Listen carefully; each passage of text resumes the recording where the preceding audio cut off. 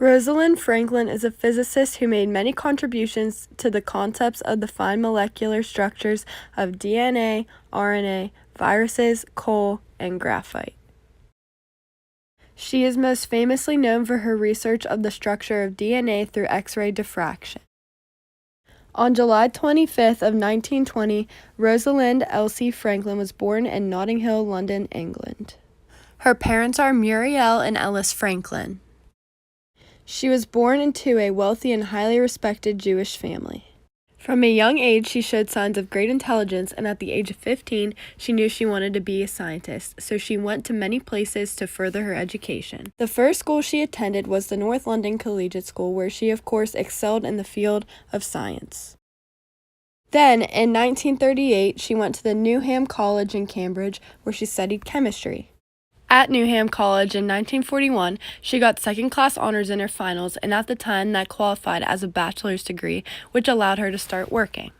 After that, she worked as a research assistant officer at the British Coal Utilization Research Association. While working there, she studied the porosity of coal and even wrote her PhD thesis on the physical chemistry of solid organic colloids with special reference to coal. In 1946, Franklin was chosen at the Laboratoire Central des Services Chimiques de l'État in Paris, where she worked with crystallographer Jacques Mering. Mering taught her X-ray diffraction, which influenced her later studies. In the winter of 1951, Franklin started working as a research associate at King's College in London in the biophysics unit, where Director John Randall used her expertise in X-ray diffraction techniques on DNA fibers. Franklin and her student Raymond Gosling made an amazing discovery. They took pictures of DNA and discovered that there were two forms of it, a dry A form and a wet B form. One of their X-ray diffraction pictures of the B form of DNA, known as photograph 51, became famous as critical evidence in identifying the structure of DNA. The photo was acquired through 100 hours of X-ray exposure from a machine Franklin herself had refined. This is concept 19, where Franklin found DNA was shaped like a twisted ladder. Franklin had a personality conflict with one of her colleagues, Maurice Wilkins, one that would end up costing her greatly. In January 1953, Wilkins changed the course of DNA history by disclosing without Franklin's permission or knowledge her Photo 51 to competing scientist James Watson, who was working on his own DNA model with Francis Crick at Cambridge.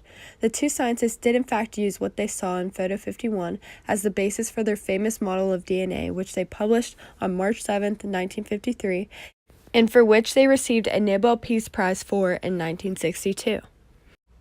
Franklin was completely unaware they used her research for this. After this conflict, where her credit for her discoveries was taken from her by stupid men who did not see it appropriate to give her any credit at all, she decided to leave King's College in March of 1953 and went to Birkbeck College.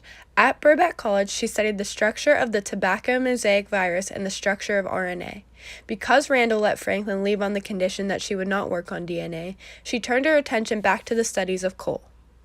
In 5 years, Franklin published 17 papers on viruses, and her group laid the foundations for structural virology. Her research greatly influenced society with helping to discover vaccines for viruses, and her DNA research helped scientists better understand the human body. In the fall of 1956, Franklin discovered that she had ovarian cancer. She continued working throughout the following 2 years, even though she had 3 operations and experimental chemotherapy. She experienced a 10-month remission and worked up until several weeks before her death on April 16, 1958, at the age of 37. Rosalind Franklin was one of the most intelligent female physicists of her time, and her discoveries paved the way for more discoveries concerning DNA and virology. Her works played an essential role in cell metabolism and genetics and the discovery of its structure, and it's helped scientists understand how genetic information is passed from parents to children.